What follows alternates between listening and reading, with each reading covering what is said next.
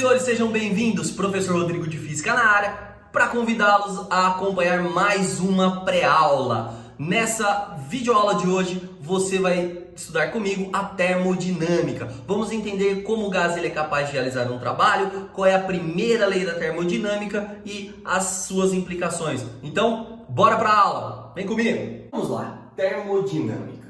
Senhoras e senhores, a termodinâmica é a parte da física que estuda as relações entre calor, energia e trabalho. Em especial, ela tem como seu ator principal o gás ideal.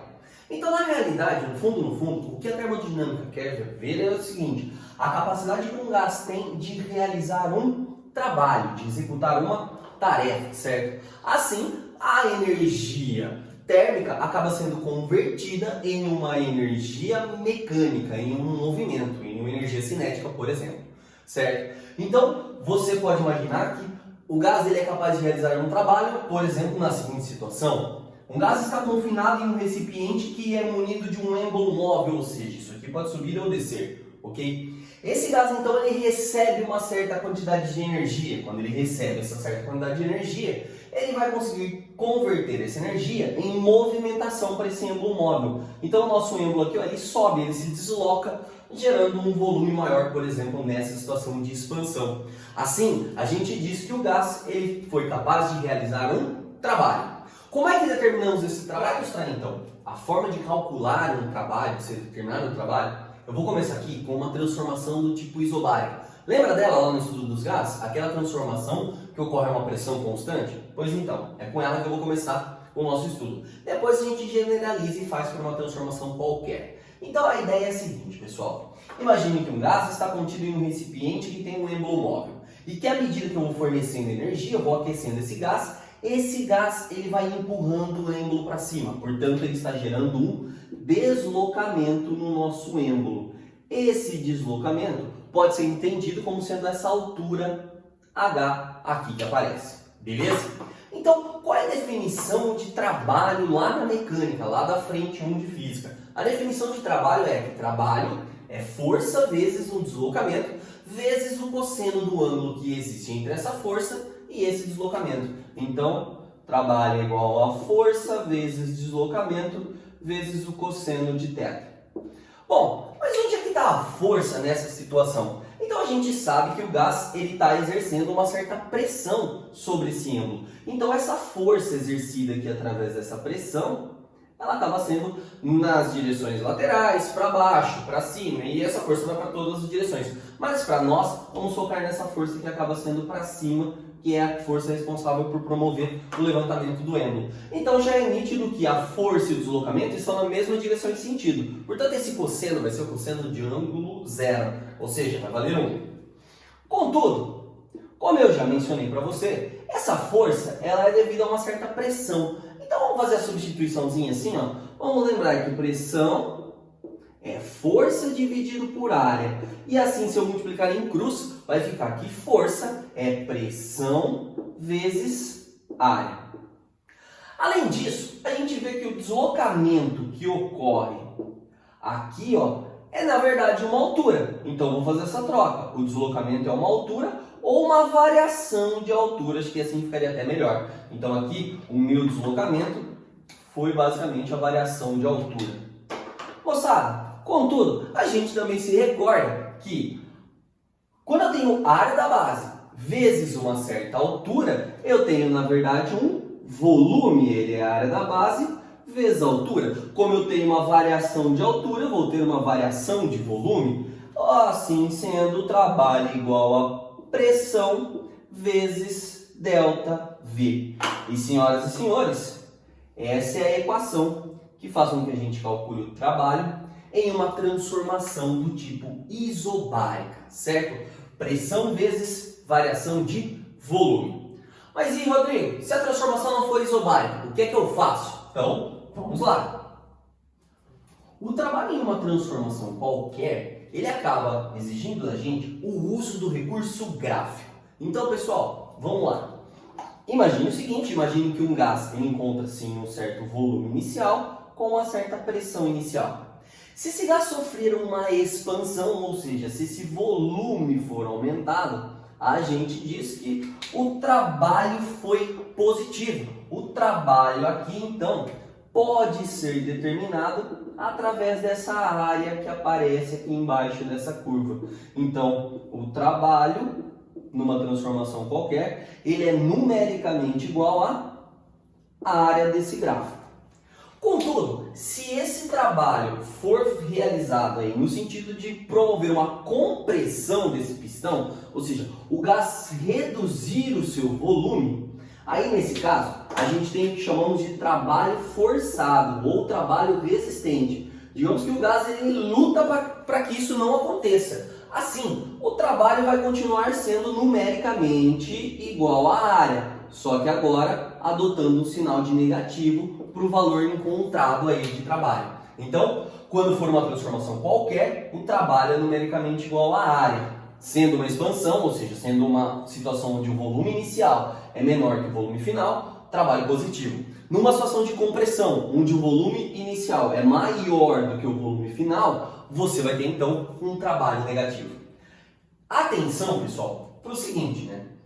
Quando eu digo que aqui é uma transformação qualquer, eu não estou incluindo exatamente todas as transformações, porque na realidade, numa transformação do tipo isovolumétrica, não vai haver o cálculo do trabalho, na verdade o trabalho vai ser zero. Afinal de contas, a isovolumétrica é aquela transformação onde ocorre, por exemplo, um aumento ou uma redução de temperatura de um gás sem que esse gás desloque um pistão. Se esse pistão não for deslocado, você não tem aí a realização de um trabalho. E isso até pode ser visto matematicamente, porque a transformação do tipo isovolumétrica, então essa daqui ó, é uma isovolumétrica, não há possibilidade de você calcular a área do gráfico aqui embaixo. Então, na isovolumétrica, o trabalho vai ser igual a zero. Então, eu já vou até registrar isso aqui no cantinho, com uma observação. Então, aqui ó, observação. Na isométrica, isovolumétrica, também conhecida como isocórica, o trabalho é igual a zero. Perfeito? Então, senhoras e senhores, trabalho de um gás. Em grande parte das situações físicas estudadas, você vai perceber que, na realidade, o gás ele realiza um ciclo de trabalho. Como assim, Rodrigo? Como, por exemplo, nos motores das máquinas térmicas. O gás ele realiza uma expansão de um pistão, mas é necessário que esse pistão ele retorne à sua posição inicial para que ele faça isso de forma sucessiva, promovendo, por exemplo, assim, um giro ou um movimento desejado, certo? Então a gente diz que nesse tipo de situação existe um trabalho cíclico, ou seja, o trabalho ele se repete de forma contínua, ok? E aí, como é que eu faço para analisar o cálculo do trabalho do gás em um ciclo? Bom, então eu vou ter que ter uma atenção com o seguinte. Se esse ciclo for no sentido do tipo horário, por exemplo, o meu gás ele tinha uma pressão e um volume, ele sofreu aí uma expansão, depois ele reduziu aí essa pressão, mas assim mesmo aumentou o volume, por exemplo, e aí ele volta à sua posição inicial, eu tenho o que a gente então chama de ciclo. Esse aqui seria um ciclo horário. Para se determinar o trabalho nesse ciclo horário, eu também vou usar o recurso da área, mas agora é somente a área do ciclo. Então, no ciclo, o trabalho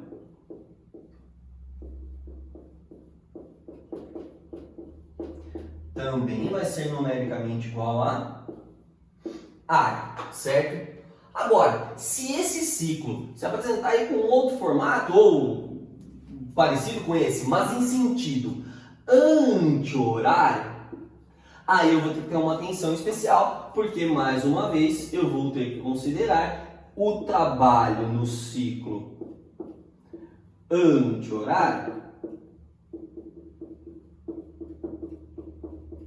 como sendo numericamente igual a menos a área. Ciclo horário, trabalho positivo. Ciclo anti-horário, trabalho negativo. Tanto faz o formato que você tem aqui do ciclo, o importante é que você entenda que agora eu não faço a área até lá embaixo, somente a área do meio, somente a área do ciclo. E muita atenção que às vezes os exercícios eles nos levam a algum tipo de pegadinha. Então, por exemplo, vamos aqui representar uma situação de alerta. Então aqui ó, atenção. Imagine que a partir desse diagrama PV é apresentada uma seguinte situação para vocês. O gás encontra-se no estado A e vai até o estado B. Ou o gás sai do estado A, passa para o estado C e depois vai para o estado B. Então perceba que apesar de ser muito parecido com a situação anterior do desenho, existe aqui uma não formação de ciclo. Eu venho do A para o C, do C para o B, mas eu não volto do B para o A. Então isso aqui não é um ciclo, ok? Isso aqui são dois trabalhos distintos de um gás que o levam a uma mesma situação final. Então aqui, por exemplo, você tem na verdade duas situações. Você tem o gás saindo de uma situação A, indo para uma situação B por um caminho, numa expansão do tipo isobárica, onde se você fosse calcular o trabalho, você faria essa área aqui de baixo. Ou então você tem o gás saindo da situação A, indo para uma situação B por um outro caminho, por uma outra alternativa, gerando aí uma expansão qualquer e depois uma redução de pressão. E aí a área do gráfico seria essa daqui até aqui embaixo, certo? Então preste atenção, pois nem sempre esse tipo de figura é formando um ciclo. Às vezes é apenas dois caminhos diferentes para um gás percorrer. Então aqui eu tenho o caminho AB direto, então esse aqui seria o trabalho de AB. Enquanto aqui eu tenho um trabalho de ACB. Então eu estou passando pelo caminho de cima. Beleza? Atenção nessa figura. Verifique se o ciclo é realmente formado. Ok, pessoal? Além de conhecer a capacidade do gás realizar um trabalho, a gente vai aqui entender que o gás ele possui o que chamamos de energia interna. O que é a energia interna de um gás? É a soma de todas as energias desse gás. Seja a energia cinética de translação do gás, a energia cinética de rotação da molécula, mais as energias de ligação, ou seja, a soma de todas elas. Porém, contudo, entretanto, todavia, nós estudamos um tipo muito especial de gás, que é o gás ideal. Assim sendo, a energia interna desse gás pode ser resumida à soma da energia cinética da molécula desse gás, ok? Então, pessoal, quando tratamos de um gás do tipo monoatômico, a energia interna de um gás, ela pode ser expressa através da seguinte relação. U igual 3 meios de nRT. Aqui a ideia seria mais ou menos assim. Se a gente parar para pensar na equação da energia cinética, nós temos lá um termo que é o mv² sobre 2, certo? Isso explica um pouquinho desse 2 que está aqui embaixo. A molécula de um gás, ela se move em 3 dimensões. Vamos então lançar esse 3 aqui. A movimentação dessas moléculas vai depender de uma certa velocidade das moléculas, afinal de contas, nós estamos falando de energia cinética. E velocidade está relacionada à temperatura das moléculas. E aí colocamos aqui a quantidade de moléculas na expressão. Moçada, sim, eu sei, não é essa a dedução que se faz para determinar a energia interna de um gás. Mas acho que seria a forma mais simples de você perceber que essa equação ela não vem do além, ok? Existe sim uma dedução, mas que para nós aqui não cabe, ela acaba sendo aí muito mais complicada e assim acho que não vale a pena perdermos tempo nisso, ok? Além dessa equaçãozinha, a gente vai ter a equação que fala sobre uma molécula de gás do tipo diatômica.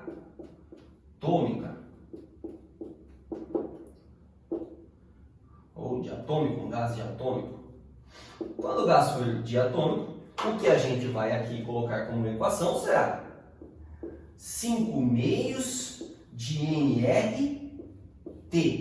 Professor, por que aumentou aí? Bom, porque agora a molécula diatômica, além de apresentar o movimento de translação nas 3 dimensões, ela também tem a rotação em torno do próprio eixo. Isso é o que muda aqui na expressão. Pessoal, lembrando que N é o meu número de mols, R, a constante universal dos gases, e T, temperatura, sempre em Kelvin aí. Muitas vezes a gente vai acabar se deparando com a situação da variação da energia interna de um gás. E aí essa variação, ela vai vir acompanhada de um delta. Um delta U aqui e você insere um delta T aqui desse lado. Ou na de baixo, um delta U aqui, um delta T ali, ok? Contudo, eu acho que aqui cabe também a gente relembrar do seguinte, né?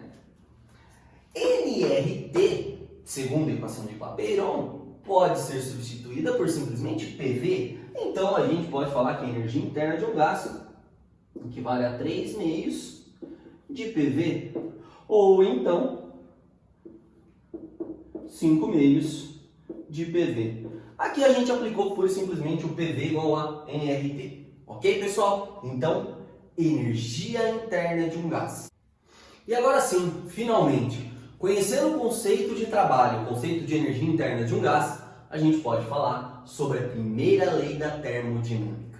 Moçada, a gente sabe que na natureza nada se cria, nada se destrói, tudo se transforma ou se transfere. Esse é o princípio de conservação. Em especial, a primeira lei da termodinâmica basicamente trabalha com o princípio de conservação de energia. Rodrigo, explica melhor isso, então vamos lá. Galera, imagine o seguinte, imagine que eu forneça para um gás uma certa quantidade de calor. Lembra? Calor, energia térmica em trânsito, Qzinho, ok? O que esse gás ele pode fazer com esse calor que ele recebeu? Bom, uma das possibilidades é que se ele estiver aí num sistema onde um êmbolo móvel se encontra, esse gás ele pode transformar esse calor em trabalho. Contudo, é comum que uma parte dessa energia também venha a ser armazenada pelas moléculas do gás na forma de uma energia cinética, ou seja, na forma de energia interna. Então, senhoras e senhores, o calor que vai ser fornecido para o gás será transformado uma parte em trabalho e outra em variação de energia interna. Essa daqui é a famosa primeira lei da termodinâmica. Então, nós temos calor, trabalho e variação da energia interna, ΔU.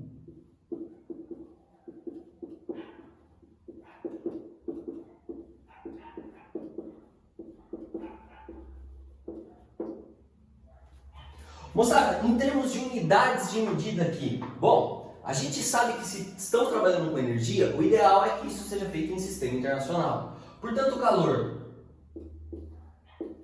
trabalho e energia sempre explorados em Joule. Se porventura algum deles aparecer em calorias, os outros dois também devem aparecer em calorias, ok? Então, o ideal é que a gente trabalhe com a unidade de medida do sistema internacional, que vai ser o Joule, beleza? Bom, vamos explorar um pouquinho mais essa equação. Quando falamos da primeira lei da termodinâmica, nós estamos falando de uma análise de energia, de uma grandeza escalar. E quando se trata de grandezas escalares, os sinais que acompanham cada um dos valores vão ser de extrema importância. E na termodinâmica isso não seria diferente. Então eu vou ter que ter muita, mas muita atenção na leitura do meu enunciado do exercício para poder pegar as palavras-chave, para poder pegar a ideia principal na hora de acabar aplicando essa relação, que acaba sendo muito simples, certo? Então, por exemplo, se o exercício dizer que o calor foi fornecido, que o calor foi recebido, por exemplo, por um sistema, a gente vai trabalhar com um valor dado aí como sendo um valor positivo. Agora, se o sistema perdeu o calor, se ele se livrou dessa energia, esse calor foi cedido. Esse calor vai ser negativo, então o valor vai ser negativo. Agora, em processos onde não ocorre a troca de calor, não há nem recebimento, nem o ato de ceder calor, você então está trabalhando com um processo do tipo adiabático. Então aqui o calor vai poder ser zero, ok? Pessoal, o mesmo vai valer para trabalho. Quando o gás ele é o responsável por gerar uma expansão, certo? Quando o trabalho foi realizado pelo gás, esse trabalho é positivo. Agora, se o trabalho foi realizado sobre o gás, quer dizer que houve uma compressão. Esse trabalho vai ser negativo. Se não ocorrer mudança em volume, ou seja, se for uma situação do tipo isométrica, isovolumétrica ou isocórica, o trabalho será nulo, pois o volume é constante. Senhoras e senhores, quando se trata de energia interna, a coisa vai na mesma linha. A gente diz que quando a temperatura de um gás aumenta, quer dizer que essa energia interna foi positiva. Quando a temperatura do gás diminui, quer dizer que houve uma variação de energia interna do tipo negativo. Então, aumentou de temperatura, diminuiu de temperatura. Transformação isotérmica tem temperatura constante? Isso quer dizer que o ΔU vai ser igual a zero. Então, pessoal, essa tabelinha aqui acaba sendo fundamental na hora de resolver os exercícios e de interpretá-los, ok? Então, o nosso próximo passo é esse: colocar a mão na massa e já começar a manipular algumas equações. Na próxima videoaula, o que você vai ver é a aplicação dessa transformação aqui, ou melhor, a aplicação dessa equação aqui nas transformações gasosas em geral, ok? Bom, eu vejo você na próxima videoaula. Tchau!